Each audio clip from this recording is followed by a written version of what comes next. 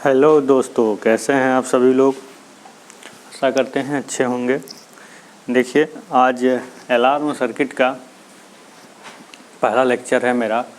तो alarm circuit अगर आपको पढ़ना है तो पहले अलार्म सर्किट का इंट्रोडक्शन आपको बता दें कि अलार्म सर्किट की आवश्यकता क्यों है, उसकी क्या ज़रूरत पड़ी, क्यों उस परिपथ को हमें पढ़ाया जाता है। ठीक है, यह इंट्रोडक्शन जानना बहुत ज़रूरी है, क्योंकि जब आप ये जानेंगे तो आपको इस सब्जेक्ट को पढ़ने में इंटरेस्ट होगा। तो देखिए, अलार्म का सूचना के तहत हम इसका प्रयोग करते हैं, जहां हमें सूचना की आवश्यकता होती है। जैसे मान लीजिए कि प्रिंसिपल को चपरासी को बुलाना है, तो बिना कैसे इन्फॉर्मेशन देगा वो, अपने खुद निकल के चपरासी को बुलाने तो आएगा नहीं। उसके द्वारा एक परिपथ की व्यवस्था होती है, घंटी की व्यवस्था होती है, जिसके द्वारा वो चपरासी को बुलाता है। ना केवल प्रिंसिपल की, कोई भी अधिकारी अगर बुलाना हो, अगर उसको किसी को बुलाना हो तो क्या होगा, एक इंडिकेटर के माध्यम से ही उसको बुला सकेगा। ठीक है, तो इसी के लिए, इसी को आवश्यकता को ध्यान में रखते हुए अलार्म परिपथ का निर्माण किया गया। और जैसे मान लीजिए बस है, बस को रोकना हो, आप पीछे बैठे हो, तो कैसे आप बस को रोकेंगे, कितना तेज चिल्लाएंगे। तो इसके लिए भी वहाँ भी हमें अलार्म परिपथ की आवश्यकता है कि बस को रुकना हो तो हम घंटी बजाएं, बस जब चले तब घंटी बजे। इस प्रकार का परिपथ सूचना के लिए बहुत ही आवश्यक होता है। डॉक्टर के क्लिनिक में भी बहुत ज़रूरी होता है। ऑपरेशन थिएटर में आप देखते हैं बल्ब जलता है, रेड बल्ब जो भी हो। ट्रैफिक में देखते हैं, कंट्रोल के लिए आवश्यकता होती है।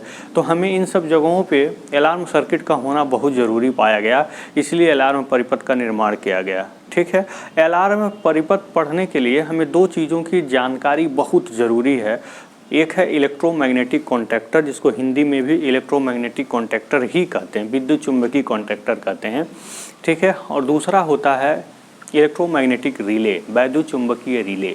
देखिए, इसमें इलेक्ट्रोमैग्नेट का प्रयोग होता है। इलेक्ट्रोमैग्नेट का प्रयोग कैसे होता है, इलेक्ट्रोमैग्नेट कैसे बनते हैं, एन और एस पोल कैसे फॉर्मेट होते हैं। ठीक है, इन सारी चीज़ों को मैंने वैद्युत मशीन में बहुत क्लियर कर दिया है। पॉलिटेक्निक पाठशाला में मेरा लेक्चर पड़ा हुआ है, मैंने डेमो वीडियो उसमें दिया हुआ है, आप उसको देख सकते हैं। इंट्रोडक्शन वीडियो में मैंने इलेक्ट्रोमैग्नेट को बहुत अच्छे तरीके से क्लियरिफाई किया है। यहाँ पे हम वैद्युत चुंबकीय कॉन्टैक्टर का हम इंट्रोडक्शन आपको प्रोवाइड करा रहे हैं।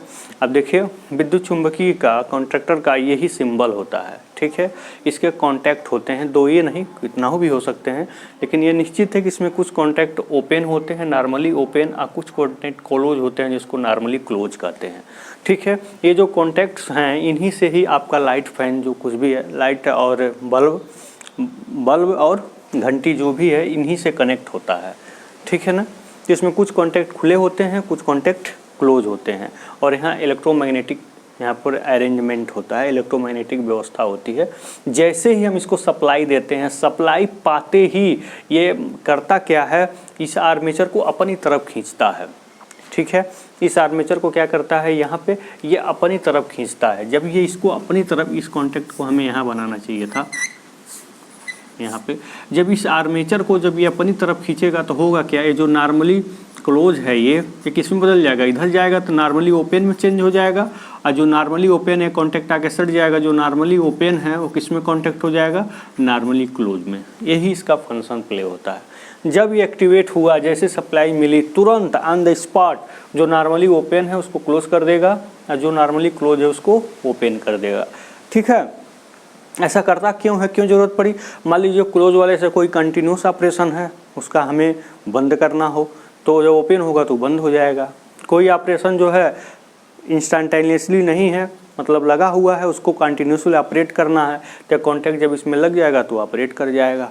ठीक है, अब देखिए, चार्ज होने पे तो ये घटना होती है। चार्ज होने पर क्या होता है, जब ये चार्ज होता है तो क्या होता है, ध्यान दीजिएगा, जो आपका NO है वो NC में कन्वर्ट हो जाता है, जो NC है वो NO में, चार्ज होने पर।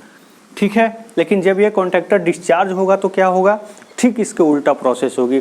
जो NC है वो NO में कन्वर्ट हो जाएगी, और जो NO है वो NC में कन्वर्ट हो जाएगा।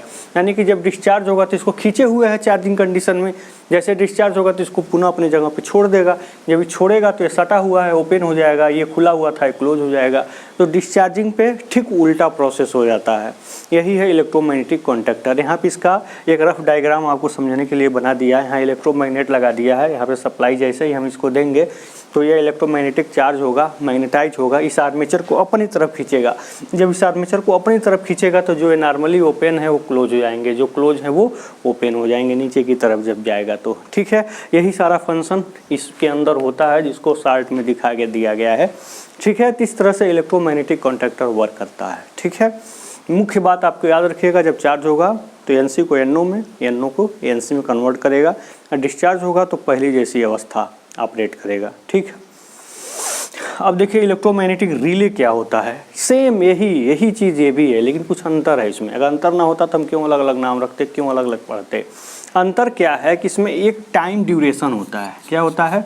टाइम ड्यूरेशन होता है इसमें, मतलब समय अंतराल होता है। किस तरह का समय अंतराल? जैसे मान लीजिए आप अलार्म लगाते हैं कि हमें 4:30 पे जगना है, तो 4:30 आपने मोबाइल को कमांड दे दिया, लेकिन जब 4:30 जब होगा तो ऑटोमेटिक अलार्म बजने लगेगा। ठीक है, यानी कि 4:30 पे ही अलार्म का जो सिग्नल होगा, मतलब अलार्म का जो सर्किट होगा वो ऑटोमेटिक ऑपरेट कर जाएगा, तभी ना 4 बजे आपका मोबाइल ऑपरेट होने लगता है, बजने लगता है। सेम वही प्रोसेस, इसमें एक टाइम दिया जाता है, 10 मिनट 5 मिनट जो भी हो, इसमें टाइम फीड कर दिया जाता है। उसके बाद इसको ऑपरेट कर दिया जाएगा। ऑपरेट तो कर दिया जाएगा, लेकिन एक निश्चित टाइम के बाद ही इस आर्मेचर को अपनी तरफ खींचेगा, जिससे नॉर्मली ओपन चीज़ें क्लोज हो जाएंगी या नॉर्मली क्लोज चीज़ें ओपन हो जाएंगी। बस मतलब ये भी यही काम करता है, लेकिन एक निश्चित समय अंतराल के पश्चात करता है। ट्रैफिक कंट्रोल में इसका भर के यूज होता है, बहुत ज़्यादा यूज होता है इसका। बस में, ऑफिस में, ठीक है, बस में, ऑफिस में, डॉक्टर क्लिनिक में इसका ज़्यादा यूज होता है, और इसका ट्रैफिक कंट्रोल में ज़्यादा यूज होगा। नेक्स्ट वीडियो में आप देखिएगा इसका इम्प्लीकेशन कैसे हो रहा है, इसका एप्लीकेशन कैसे हो रहा है। बहुत इंटरेस्ट होगा, बहुत अच्छा लगेगा। देखिए, अगर आप इन चीज़ों को नहीं पढ़ेंगे तो आप सोचें कि बुक से पढ़ के रट के पास हो जाएं तो असंभव, क्योंकि बुक में बहुत सारी मिसप्रिंट है, मतलब टाइपिंग मिस्टेक हुआ है। ठीक है, उसमें लेखक प्रकाशक गलती नहीं है, टाइपिंग मिस्टेक हो गया है, तो जिसकी वजह से फिगर ही है सब, तो आप कंप्यूटर में फिगर आप कैसे भी बनाएंगे जरूर उसमें मिस्टेक आ जाता है। तो उसमें किसी चीज़ की गलती नहीं है, मैं उसको क्लियरफाई करूँगा, मैं बताऊँगा कहाँ मिस्टेक है, आप उसको सुधार कर लेंगे, इम्प्रूवमेंट कर लेंगे।